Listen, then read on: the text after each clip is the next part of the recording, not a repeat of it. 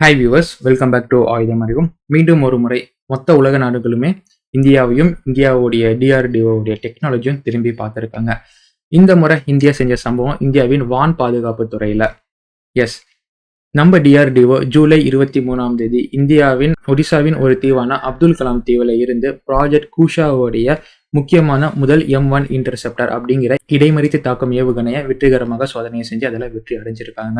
இந்த ப்ராஜெக்ட் கூஷா அப்படிங்கிறது பொதுவாக இந்தியாவின் சொந்த S-400 பாதுகாப்பு சிஸ்டம் அப்படின்னு அழைக்கக்கூடிய ஒரு ப்ராஜெக்ட் ஆகும். ஸோ இதை தான் இந்தியா ரொம்ப நாளாக உருவாக்கிட்டு இருக்கிறாங்க. லைக் ரஷ்யாவுக்கு எப்படி S-400 இருக்கோ அதே மாதிரி இந்தியாவுக்கு சொந்தமாக ஒரு S-400 சிஸ்டம் இருக்கணும் அப்படிங்கிற ஒரு முயற்சி தான் இந்த ப்ராஜெக்ட் கூஷா. இந்த ப்ராஜெக்ட் கூஷா எப்பயும் போல ரஷ்யா கிட்ட இருக்கிற மாதிரி S-400 ப்ரொஜெக்ட் பண்ற மாதிரியோ இல்லை அமெரிக்காவுடைய பேட்ரியாட் PAC-3 ப்ரொஜெக்ட் பண்ற மாதிரியோ இருக்க போறதுல கம்ப்ளீட்லி டிஃப்ரெண்ட். விச் மீன்ஸ் ரஷ்யாவின் S-400 விடவும் அமெரிக்காவின் பேட்ரியாட்டை விடவும் ஒரு படி மேலே இருக்க போகுது அப்படின்னு நம்ம டிஆர்டிஓ எக்ஸ்பெக்ட் பண்ணி இதை ஒர்க் பண்ணிட்டு இருக்கிறாங்க. ஸோ இன்னைக்கான காணொலியில் இந்த ப்ராஜெக்ட் கூஷாவை பற்றியும் இந்த M1 இன்டர்செப்டார் எப்படி சோதனை செய்யப்பட்டிருக்கு அண்ட் இந்த ப்ராஜெக்ட் கூஷா இந்தியாவிற்கும் இந்தியாவின் எதிரிகளான பாகிஸ்தான் மற்றும் சீனாவிற்கும் எப்படி சிம்ம சொப்பனமாக இருக்க போகுது அப்படிங்கிறத நம்ம முழுமையாக தெரிஞ்சுக்க போகிறோம். சமீபத்தில் இந்தியா இதே மாதிரி ஒரு ballistic missile defence programme BMD Phase 1 அப்படிங்கிறத கிக் ஆஃப் பண்ணாங்க. அதையும் சோதனை பண்ணாங்க. அதையும் இதையும் நீங்கள் பல பேரும் குழப்பிக்கிட்டீங்க நம்ம கம்யூனிட்டி போஸ்ட்டில் ஒரு போஸ்ட்டாக இதை போடும்போது. So ballistic missile defence programme அப்படிங்கிறது வேற. கம்ப்ளீட்டாக பலிஸ்டிக் மிசைலை இடைமறித்து தாக்கக்கூடியதும் அதிலிருந்து நம்ம நாட்டை பாதுகாக்கிறதுக்கும் உருவாக்கப்பட்டது தான் பலிஸ்டிக் மிசைல் டிஃபென்ஸ் ப்ரோக்ராம். இந்த ப்ராஜெக்ட் கூஷா அப்படிங்கிறது கம்ப்ளீட்டாக வேற. Any kind of aerial threats அதை நியூட்ரலைஸ் பண்ணக்கூடியதாக உருவாக்கப்பட்டு இருக்கக்கூடியது தான் project Kusha. And project Kusha முக்கியமாக இந்தியாவின் ப்ராஜெக்ட் சுதர்ஷனா சக்கரால ஒரு முக்கிய அங்கம் வகிக்க போகுது அப்படிங்கிறதும் சிறப்புமிக்க ஒரு விஷயமாக இருக்கு. ஸோ BMD வேற, ப்ராஜெக்ட் கூஷா வேற, அதில் கிக் ஆஃப் பண்ண அதில் Phase 1 வேற, இதில் கிக் ஆஃப் பண்ண இதில் Phase 1 அப்படிங்கிறது வேற. ரெண்டையும் நீங்கள் கன்ஃபியூஸ் பண்ணிக்க வேணாம், கிளியராக இருங்க. இப்போ நம்ம பார்த்துட்டு இருக்கிறது ப்ராஜெக்ட் கூஷா, ப்ராஜெக்ட் சுதர்ஷனா சக்கரால இருக்கக்கூடிய ஒரு முக்கியமான அம்சம்.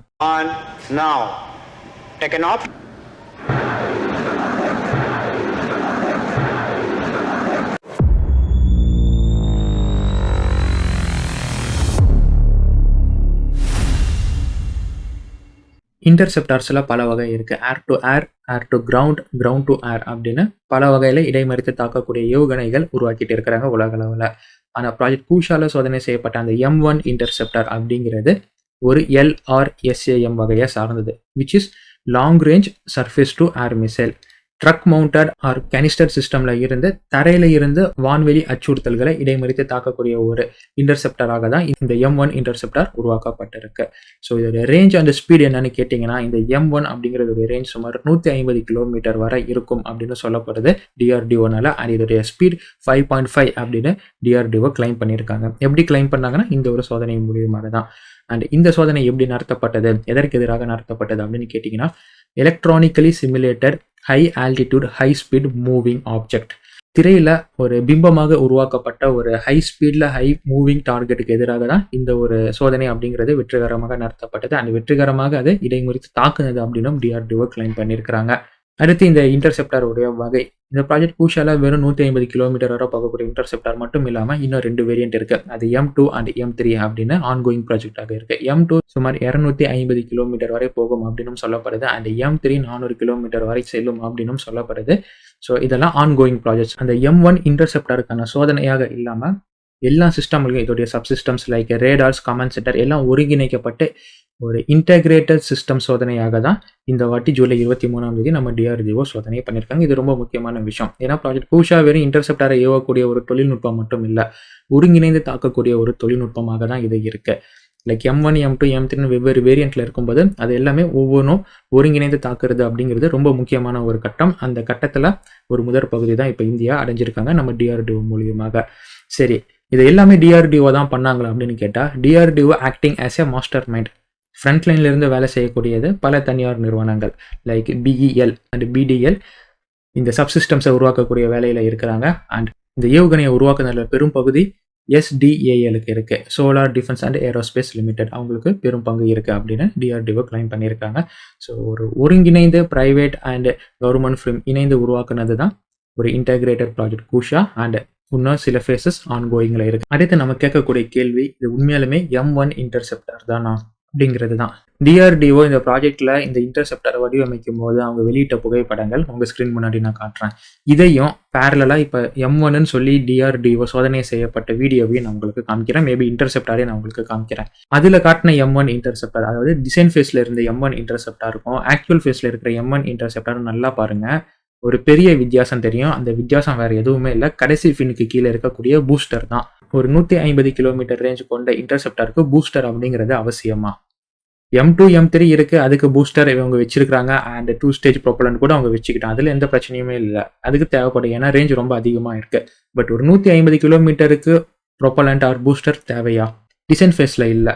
அண்ட் ஸ்கேல் மாடலையும் அவங்க காட்டல, ஆனால் ஆக்சுவல் மாடல் அவங்க காட்டியிருக்காங்க. அப்போ இது M1 தானா, இல்லை M1 இல்லாமல் M2வா, இல்லை M1 எக்ஸ்டெண்டட் ரேஞ்சா அப்படிங்கிற கேள்வி நமக்கு எழும்புது. பட் என்னை பொறுத்த வரைக்கும் என்னோட அசம்ஷனில் நான் சொல்கிறேன், இது கண்டிப்பாக M1 இருக்காது. ஏன்னா இவங்க M1க்கு ஆக்சுவலாக பேசும்போது எவ்வளோ சொல்லியிருந்தாங்கன்னா 120 கிலோமீட்டர் ரேஞ்சுன்னு தான் சொல்லியிருந்தாங்க. பட் 150ன்னு இப்போ கிளைம் பண்ணுறாங்க. ஒரு 30 கிலோமீட்டருக்கு பூஸ்டர் இவங்க பொருத்திருப்பாங்களா அப்படின்னு கேட்டால் அந்த வேலையை கம்ப்ளீட்டாக டிஆர்டிஓ பண்ண மாட்டாங்க. ஏன்னா ஒரு பூஸ்டர் ஆட் பண்ணுறதுனால எவ்வளோ ஹடில்ஸ் ஃபேஸ் பண்ணணும் அப்படிங்கிறது அவங்களுக்கு ரொம்ப நல்லாவே தெரியும். வெயிட் ரேஷியோவில் இருந்து கேரிங் கெப்பாசிட்டி, ஸ்பீட் அப்படின்னு எல்லாமே மாறும். ஸோ ஒரு பூஸ்டர் அப்படிங்கிறது அவ்வளோ இலகுவாக நம்மளால் கொண்டு போக முடியாது. ஸோ அவாய்ட் பண்ண தான் பார்ப்பாங்க. இருந்தாலும் ஒரு M1ன்னு சொல்லிட்டு அதில் பூஸ்டர் வச்சிருக்காங்களே அப்படின்னு நம்ம யோசிச்சு பார்க்கும்போது என்னோட பர்சனல் ஒப்பீனியனில் அது கண்டிப்பாக M1 இருக்காது. It maybe M2 or it maybe M1 extended ரேஞ்சாக தான் இருக்கும். ஸோ உங்களுடைய கருத்துக்கள் என்ன அப்படிங்கிறது சொல்லுங்கள். டிஆர்டிஓ சோதனை பண்ணது உண்மையாலுமே M1 அப்படிங்கிறது தானா, இல்லை M1 எக்ஸ்டெண்டட் ரேஞ்சா, இல்லை M2 அவங்க சோதனை பண்ணிட்டு நம்மக்கிட்ட சும்மா உதார விட்டுட்டு இருக்கிறாங்களா அப்படிங்கிறத நீங்கள் கமெண்ட்டில் சொல்லுங்கள். அடுத்து முக்கியமான கட்டத்திற்கு நம்ம நகரலாம். இது நம்மளுடைய எதிரிகளுக்கு எப்படி சிம்ம சொப்பனமாக இருக்க போகுது அப்படிங்கிறது. பெலிஸ்டிக் டிஃபென்ஸ் மிசைல் ப்ரோக்ராம் அப்படிங்கிறது நம்ம கிட்ட இருக்கு. எதிரி நாடுகள் கிட்ட இருந்து லைக் பாகிஸ்தானோடைய அபபல், அப்தலி, ஷஹீத் மாதிரியான பெலிஸ்டிக் மிசைல்களை எதிர்க்கிறதுக்கு நம்ம கிட்ட பெலிஸ்டிக் டிஃபென்ஸ் மிசைல் ப்ரோக்ராம் இருக்கு. அதே மாதிரி சீனா கிட்ட இருக்கக்கூடிய DF சீரிஸ் மிசைல்கள் லைக் நியூக்ளியர் கேப்பபிள் மிசைல்களை எதிர்க்கிறது கூட நம்ம கிட்ட டிஃபென்ஸ் ப்ரோக்ராம் இருக்கு. பட் ஒரு கம்ப்ளீட் ஆன்டி அக்சஸ் இல்லை ஏரியா டினைல் பண்றதுக்கு இந்த ப்ராஜெக்ட் பூஷா தான் நமக்கு ரொம்ப ஆக்டாக இருக்கும். இந்த மிசைல்ஸ்ல இருக்கக்கூடிய சீக்கர் அப்படிங்கிறது கொஞ்சம் காம்ப்ளிகேட்டடான seeker, which is a hybrid seeker. இதுல AESA RF சீக்கர் பொருத்தப்பட்டிருக்கு, கூடவே இன்ஃப்ராரெட் சீக்கர் பொருத்தப்பட்டிருக்கு. ஸோ சின்ன ட்ரோன்ஸாக இருக்கட்டும், இல்லை பெரிய அளவுக்கு ஸ்டெல்த் ஃபைட்டர்ஸாக இருக்கட்டும், இதனால் ஈஸியாக கண்டுபிடிக்க முடியும். எப்படிப்பா ஸ்டெல்த் ஃபைட்டர் இதை கண்டுபிடிக்க முடியும் அப்படின்னு கேட்டிங்கன்னா ஒன்றுமே இல்லை. ஸ்டெல்த் ஃபைட்டர்ஸ் அதோட வெப்பன் பேல இருந்து மிசைல் லான்ச் பண்ணும்போது கண்டிப்பாக அது RCS உடையும். அப்படி உடையும் போது இது ஈஸியாக மாட்டும். அது எப்படி மாட்டோம் அப்படின்னு கேட்டிங்கன்னா, இந்த ப்ராஜெக்ட் பூஷாவில் இருக்கக்கூடிய இன்டர்செப்டர்ஸ் டைரெக்டாக IACCS கூட கம்யூனிகேட் பண்ணக்கூடியது. அதுவும் இல்லாமல் தனியாக கமாண்ட் சென்டர் கூடயும் ப்ராஜெக்ட் சுதர்ஷன சக்ரா கூடயும் இது கம்யூனிகேட் பண்ணக்கூடியது. ஸோ அதில் இருக்கக்கூடிய ரேடார்ஸ் எல்லாம் ரொம்ப advance and powerful radars. So எங்கேயோ ஒரு தூரத்தில் இருக்கக்கூடிய சீனாவுடைய J-20 இருக்கட்டும், இல்லை சீனாவுடைய J-35 மாதிரியான போர் விமானங்கள் இந்தியாவுக்கு எதிராக வெப்பனை லான்ச் பண்ணும் போது அதோட வெப்பன் பே திறக்கப்பட்டால் இந்த கமாண்ட் சென்டர் இல்லை இந்த பறக்கக்கூடிய சிஸ்டம்ஸ் இல்லை IACCS எதிரியோ ஒரு ரேடாரில் மாட்டினா கூட ப்ராஜெக்ட் கூஷாவோட இன்டர்செப்டார்ஸ் ஆக்டிவேட் ஆக ஆரம்பிச்சிடும். So highly lethal. ஃபர்ஸ்ட் நம்மளுடைய பங்காளி பாகிஸ்தான் எடுத்துக்கலாம். பாகிஸ்தான் அப்படின்னு பார்த்துக்கிட்டிங்கன்னா இப்போ நமக்கு இருக்கக்கூடிய அவன் தலைவலியே இல்லை. பட் அவனை ஒரு ட்ரெட்டாக கன்சிடர் பண்ணும்போது அவனுடைய மிசைல்ஸ் அப்படிங்கிறது இப்போ ஒரு தலைவலியாக இருக்குது. ஏன்னா அவனும் நம்மளே மாதிரியே அவனுடைய எல்லைக்குள்ளே இருந்து இந்தியாவுக்கு எதிராக தாக்க வேணும், ஸ்டாண்ட் ஆஃப் ஜோன் அப்படிங்கிறத உருவாக்கி அங்கிருந்து அவன் தாக்கணும் அப்படின்னு அவனும் முயற்சி பண்ணிட்டு இருக்கான். அதற்கான மிசைல்ஸ் அவன் உருவாக்கிட்டே இருக்கிறான் அண்ட் வாங்கவும் ஆரம்பிச்சிருக்கான். ஸோ இந்த ஸ்டாண்ட் ஆஃப் கான்ட்ரவர்சி அப்படிங்கிறது இப்போ அவனும் கொண்டு வந்துகிட்டு இருக்கிறான். ஸோ இதற்கு இந்த A2RAD அப்படிங்கிறது ரொம்ப முக்கியமானதாக இருக்கும். என்னதான் நம்ம கிட்ட சேச்சுரேஷன் அட்டாக் இல்லை சால்வோ அட்டாக்கு லான்ச்சர்ஸ் இருந்தாலுமே இது மாதிரியான கம்ப்ளீட் ஏரியா டினையல் மாதிரியான சிஸ்டம்ஸ் அப்படிங்கிறது ரொம்ப முக்கியமாக இருக்கும். ஜஸ்ட் S-400 நம்மளால கம்ப்ளீட்டாக நம்பிட்டு இருக்க முடியாது. அதிகமான சிஸ்டம்ஸ் நம்ம டெப்ளை பண்ண வேண்டியதாக இருக்கும். சப்போஸ் அவன் மிசைல்ஸும் அவனோட F-16 இல்லை சைனா கிட்ட தான் வாங்கக்கூடிய J-35 மாதிரியான ஃபைட்டர் ஜெட்ஸ் மூலியமா அவன் லான்ச் பண்ணுறான், ஒரு அட்டாக்கை எடுக்கிறான் அப்படின்னா, இல்லை பஞ்சாப் மாதிரியான இடங்கள்லையோ இது மாதிரியான ப்ராஜெக்ட் பூஷா அதோட இன்டர்செப்டார்ஸ் நிறுத்தணும்னா ரொம்ப ஹெல்ப்ஃபுல்லாக இருக்கும் நமக்கு. ஸோ சேச்சுரேஷன் இல்லை சால்வோ அட்டாக்கோடைய நம்மளால A2 and AD வெற்றிகரமாக பண்ண முடியும். கம்ப்ளீட்டாக அவன் ஒரு ட்ரெட்டாகவே நமக்கு இருக்க மாட்டான் இனிமேல் வருங்காலத்தில் இந்த ப்ராஜெக்ட் பூஷாவை நம்ம ஆக்டிவேட் பண்ணும்போது. நினச்சி பாருங்க, இப்போ இருக்கக்கூடிய S-400 எவ்வளோ சிறப்பாக ஆப்ரேஷன் சிந்தூரில் செயல்பட்டது அப்படின்னு. அதே மாதிரி இந்தியாவே சொந்தமாக ஒரு S-400 எந்த ஒரு வெளிநாட்டு பாகங்களும் இல்லை சாஃப்ட்வேர்ஸ் மென்பொருள் உதவி இல்லாமல் உருவாக்கி பாகிஸ்தானுக்கும் சீனாவுக்கும் எதிராக நிறுத்தினா ஹவு இட் லுக் லைக், அவ்வளோதான் நான் சொல்ல வர்றது. நெக்ஸ்ட் நம்ம சைனாக்கு போகிறோன்னு வைங்களேன். சைனா ஒரு ரியலான ஒரு த்ரெட். ஏன்னா அவங்ககிட்ட ஸ்டெல்த் ஃபைட்டர்ஸ் அப்படிங்கிறது இருக்குது. And highly manoeuvrable and cruise missiles அப்படிங்கிறது அவங்ககிட்ட இருக்கு. அவன் நமக்கு எதிராக குறிப்பாக அருணாச்சல் பிரதேஷ் அங்கே அவனுடைய எல்லையில் வச்சிருக்கக்கூடிய ஏர்பேஸில் இருந்து கம்ப்ளீட் கண்ட்ரோல் எடுக்கலாம் அப்படின்னு அவன் முயற்சி பண்ணிக்கிட்டு இருக்கிறான் அண்ட் நம்பிக்கிட்டு இருக்கிறான் அவனுடைய அசட்ஸை வச்சு. பட் இந்த ப்ராஜெக்ட் பூஷா அப்படிங்கிறது அதை கம்ப்ளீட்டாக உடைக்கக்கூடியதாக இருக்கும்.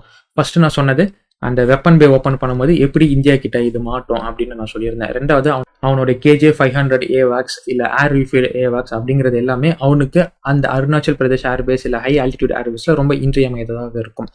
ஸோ அது மாதிரியான விமானங்கள் எல்லாமே டேக் ஆஃப் ஆகும்போது ஈஸியாக அதுவும் மாட்டும் அண்ட் அதுவும் நம்மளால நியூட்ரலைஸ் பண்ண முடியும். இதெல்லாம் சும்மா ஃபார் அன் எக்ஸாம்பிள் ஒரு ஜஸ்ட் அன் ஐடியாவாக தான் நான் உங்களுக்கு சொல்லிட்டு இருக்கேன். இப்படி நடந்தால் இப்படி நடக்கிறதுக்கு அதிகமான சான்ஸ் இருக்குது. ஸோ அந்த இடத்துலலாம் இது நமக்கு உதவும் அப்படின்னு நான் சொல்லிட்டு இருக்கேன். இது மாதிரி பல பாசிபிலிட்டிஸ் நம்ம DRDO மூலியமாக நம்ம விமானப்படையாக இருக்கட்டும் இல்லை நம்ம தரைப்படை இல்லை நம்மளோட முப்படைகள் எல்லாமே கால்குலேட் பண்ணுவாங்க. ஸோ அதெல்லாம் போக போக நம்ம வருங்காலத்தில் பார்க்கலாம். ஸோ இதை பற்றி நீங்கள் என்ன நினைக்கிறீங்க? இன்னும் M2 அண்ட் M3 அப்படிங்கிற இன்டர்செப்டர்ஸ் எல்லாம் வர காத்திருக்கு. அதையும் நம்ம தெளிவாக பார்க்கலாம். அது இது போன்ற பல காணொலிகளும் உங்களுக்கு வர காத்திருக்கு. பல டிஃபென்ஸ் செய்திகளையும் நம்ம கவர் பண்ண ஆரம்பிக்க போகிறோம்.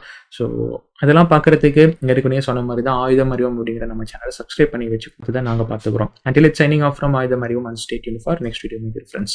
நன்றி, வணக்கம்.